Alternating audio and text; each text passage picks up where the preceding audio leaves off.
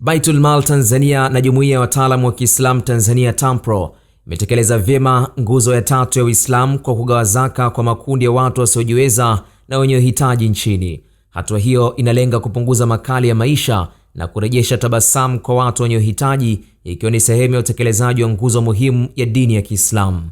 Zoezi hilo limefanyika katika msikiti wa Kisumu uliopo Magomeni jijini Dar es Salaam kwa umakini mkubwa, likihusisha ugawaji wa fedha shilingi milioni 50 zitakazokwenda kwa watu 100 zitakazowawezesha wajasiriamali, wafanyabiashara ambao vibanda vyao viliungua katika eneo la Ubungo mawasiliano jijini Dar es Salaam, wanafunzi, wenye madeni, waathirika wa mafuriko katika kijiji cha Doda wilaya Mkinga mkoani Tanga, pamoja na wafungwa waliopo magerezani. Ndugu zangu, sisi ni Waislamu, lakini sisi ni Watanzania.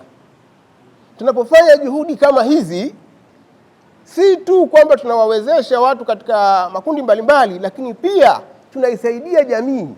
Hii pia inaunga mkono juhudi hata za serikali katika kuhakikisha kwamba wananchi wake wanakuwa na maisha bora.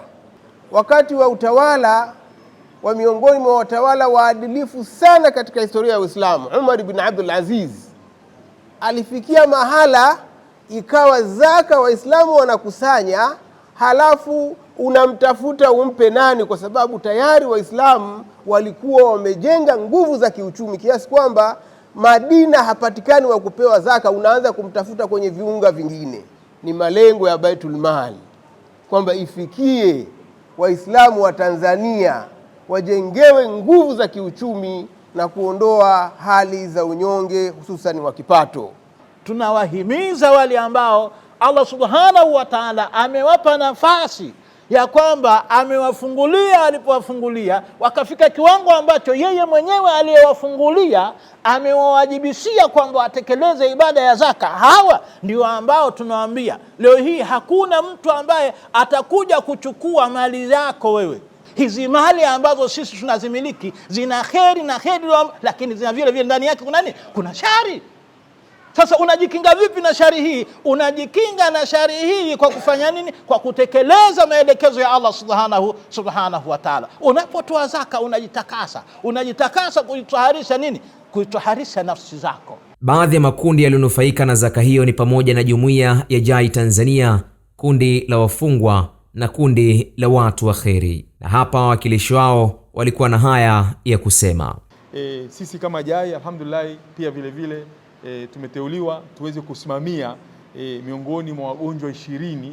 Alhamdulillah tumewasilisha majina yao na hivi sasa hivi yako hapa kwao, na ni miongoni mwa ambao watakaopokea na kwenda kuyafikisha pale yanapostahiki. Na kwa bahati nzuri alhamdulillah inaonekana kwamba hilo jambo wameliingiza kwenye program na wameahidi kwamba kile kiasi kidogo watakachoweza kuwa wanakitoa watakuwa wanatoa. Manake hii ambayo tunakwenda kuipata leo, tunaweza kuwalipia watoto wale ambao ni yatima, hawana msaada hata kidogo, na wala hawezi kwenda kwao ndugu yetu sisi, wanaweza kulipiwa ada ya mitihani ya form 4 mwakani, mahitaji yao ya kipindi hichi pamoja na sare za mwakani na kulipa madeni yote shuleni. Nao baadhi ya wajasiriamali wameshukuru Baitul Mal Tanzania na TAMPRO kwa kuwakumbuka, wakielezea kuwa msaada huo utasaidia katika mitaji ya biashara zao. Hii nimewezeshwa mimi kama mimi, lakini nyuma yangu kuna watu wengi ambao wanaonitegemea. Nina mke, nina wake 2, nina watoto 3. Kwa hiyo kwa namna moja ama nyingine, kwa kupitia hii inaweza ikawa ndio sehemu ya kwenda kutunyanyua kutoka katika hali ya uduni na kwenda kwenye hali ya kimaendeleo. Mimi pia ni mjasiriamali, waga nauza body spray pamoja na perfume sehemu mbalimbali. Kwa hiyo pia niliopewa hiki naenda kuongezea kwenye mtaji wangu. Tulizaliwa 2, nimebaki peke yangu na sina mtoto niliozaa, nasaidiwa na jamaa tu. Namshukuru Mwenyezi Mungu, walipobandua Mwenyezi Mungu awazidishie. Baitul Mal Tanzania ilianzishwa mwaka 2002 na Jumuiya ya Wataalamu wa Kiislamu Tanzania, na ilipofika mwaka 2009 hadi hii leo inaendeshwa chini ya bodi ya Baraza la Ulama Tanzania kwa kushirikiana na TAMPRO, ikiwa sababu ya kuanzisha kwake ni kukusanya na kugawa zaka kwa watu wenye mahitaji, ambapo kila mwaka hugawa zaka mara 2. Khalid Omar, Kishki TV. Kishki TV, nuru ya dini yako.